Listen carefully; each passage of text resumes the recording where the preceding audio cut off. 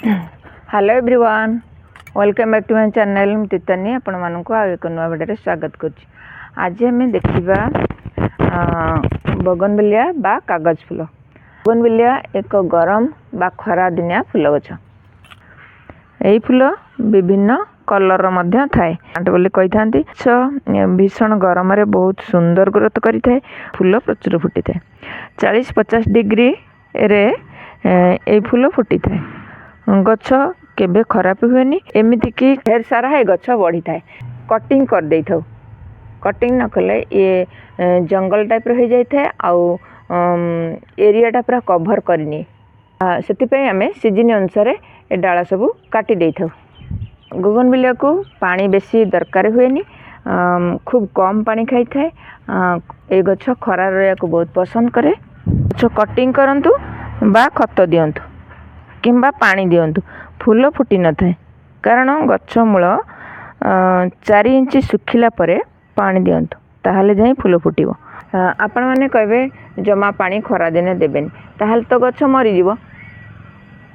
आपण माने देखिबे ता मूल आगे ता मूलटा जेमती सॉफ्ट रहइबो, माटी सॉफ्ट थिबो, सुखिले 4 इंच टाइप रो सुखिले जाई आपण माने पानी देबे जा फले कि गछटा हेल्दी रहइबो आ कड़ फूल प्रचुर आसीबो। फूल बहुत सारा फुटिबो। बोगनविलिया गछ फेब्रुआरी ठारू नवेम्बर पर्यंत बहुत सुंदर फूल फुटी थाए। वर्षा दिने सेप्टेम्बर रु अक्टोबर पर्यंत बहुत सुंदर फुटी थाए फूल। बोगनविलिया गछ परमानेंट गछ।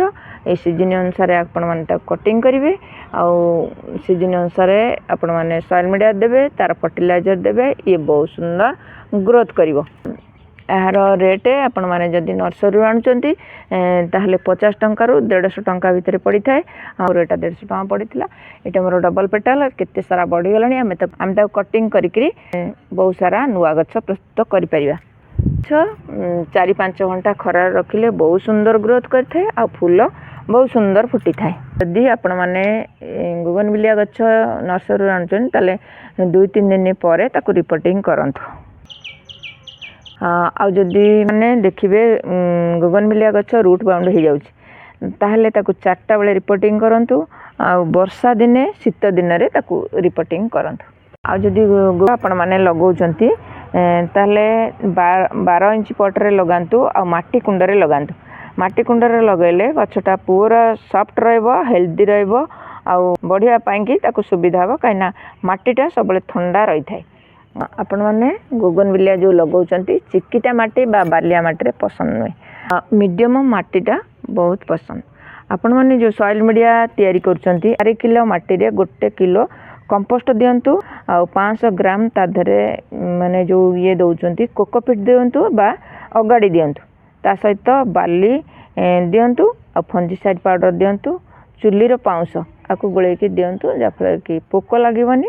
आ ता सहित माटीटा बहुत सुंदर गछ को हेल्दी करिवो आ फूल कढ़ आसीबो आ तार ब्रांच बहुत सुंदर आसीबो। एतिकी सब जिनस देकी लगेले माटीटा हल्का टाइट रहइबो, गछटा बढ़िया पई सुविधा हेबो। तो जानिचंती गछटा न काटिले जंगल हो जाई थाए आ गछ काटिदेले आम नुआ गछ बहुत प्रस्तुत हो जाई थाए। जेतेबेले गछ काटुचंती एमती तेरछा कट रे गछ काटिबे भाव में तेरछा कट्रे आपने काटिबे। आ जिते काटुचंती फंजीसाइड पाउडर एथिरे लेप दे दियंतु ना हळदी पाउडर लेप दे दियंतु। ए भली भाव में एतिकी साइज रे आपण माने ता कटिंग कर देबे। माने जो लगाउचंती ए भली भाव में एलोवेरा रे लगै दियंतु। 8-15 दिन भितरे ता सुंदर चेर पळै आसीबो।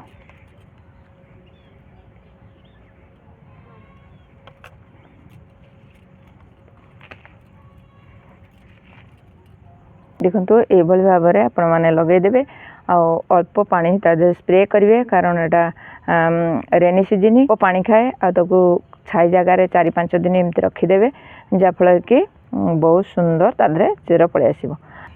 आपण मानक मोर जदि ये वीडियोटा भल लगे तो लाइक कमेंट शेयर करेंगे। आ मो चैनल जदि आपण मैंने नुआ देखुं गोटे सब्सक्राइब करेंगे। आज ये पुणी आसबि आउ एक नुआ वीडियो नुआ टॉपिक सहित से पर्यंत गछ लगु था भल था।